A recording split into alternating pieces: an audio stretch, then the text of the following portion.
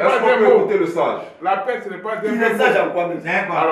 Une causerie débat entre artistes, comédiens et animateurs.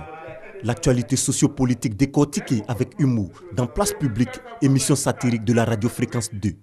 Nous décortiquons donc l'actualité nationale et internationale, c'est-à-dire qu'on dédramatise pratiquement tous les faits de société, tous les faits d'actualité. Donc c'est l'humour, c'est la convivialité, c'est le bonheur, c'est vraiment la bonne humeur. C'est une émission que nous animons du lundi au vendredi, de 17h à 19h. Nous nous disposons, nous nous arrangeons pour être ici à l'heure pour pouvoir satisfaire les Ivoiriens. Informés, formés, éduqués et distraits, la radio reste le média le plus accessible. Au quotidien, ce sont des animateurs entre quatre murs et loin des regards qui tentent de produire de l'émotion chez les auditeurs. Sortir d'ici et puis savoir que tu n'as pas pu procurer un certain bonheur, une certaine joie en quelqu'un, mais c'est comme si ta journée était totalement gâtée. Nous les chauffeurs, on n'aime pas être ennuyés lorsqu'on est sur la direction. De façon personnelle, j'écoute la radio pour m'inspirer. La radio, c'est un moyen pour la jeunesse et pour toute population de s'égayer, s'informer sur le pays et sur les différentes activités socio-culturelles, politiques, tout ça. La radio connaît une croissance remarquable en Côte d'Ivoire ces dernières années. Depuis la libéralisation du secteur en 1992, les radios se créent dans les villes et régions. Le pays compte 172 radios, dont 159 privées. Aujourd'hui, créer une station radio est devenu une activité majeure pour les collectivités locales. Les communautés, les élus locaux, ils ont tous compris qu'à travers la radio, ils peuvent faire facilement passer leur message de développement.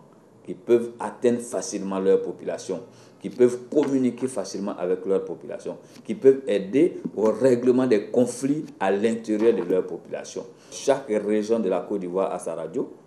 Vous allez trouver une radio dans pratiquement chaque sous-préfecture de la Côte d'Ivoire. La radio s'est adaptée à l'évolution technologique. Son champ d'action s'est accru avec Internet et le téléphone mobile. Face à un public de plus en plus exigeant, les responsables de radio s'attellent donc à offrir des programmes variés pour répondre aux attentes. Fréquence 2 propose déjà un contenu qui est basé sur de la musique, avec une variété d'émissions. Des émissions qui se rapprochent du quotidien de nos populations. Notre objectif, c'est vraiment capter l'attention des jeunes. Donc on essaie au maximum d'avoir des carrefours auxquels les jeunes se retrouvent. Traiter l'actualité et les informations qui les intéressent.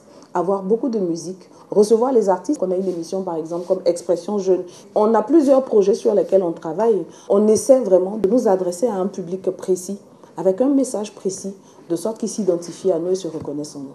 Nous avons des programmes de divertissement, dans le programme nous avons des émissions publiques, nous avons des émissions de débat contradictoire. En tout cas, nous avons une panoplie d'émissions qui intéressent nos populations ici à Yopougon. Et notre cible d'abord, c'est Yopougon. Et très souvent, nous avons des programmes où nous allons vers ces populations pour leur demander ce qu'elles souhaiteraient avoir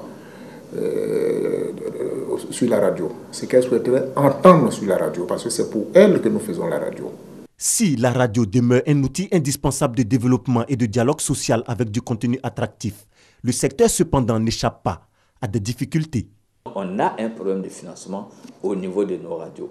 Ensuite, nous avons un problème d'équipement. Compte tenu du fait que les radios n'ont pas assez de moyens, nous n'avons pas toujours des personnes hautement qualifiées pour animer ces radios. Et si vous n'avez pas les personnes très qualifiées pour animer les radios, ça veut dire quoi? Ça veut dire que vous n'avez pas toujours les personnes outillées pour monter un programme attractif. Il y a autant de problèmes, en tout cas, qu'on voudrait voir réglés dans nos radios pour continuer de faire ce service public-là.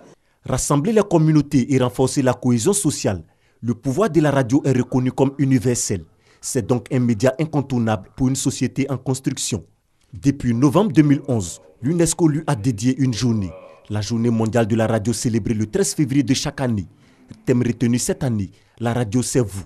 Question d'inviter à l'engagement de tout citoyen à s'approprier cet outil de communication.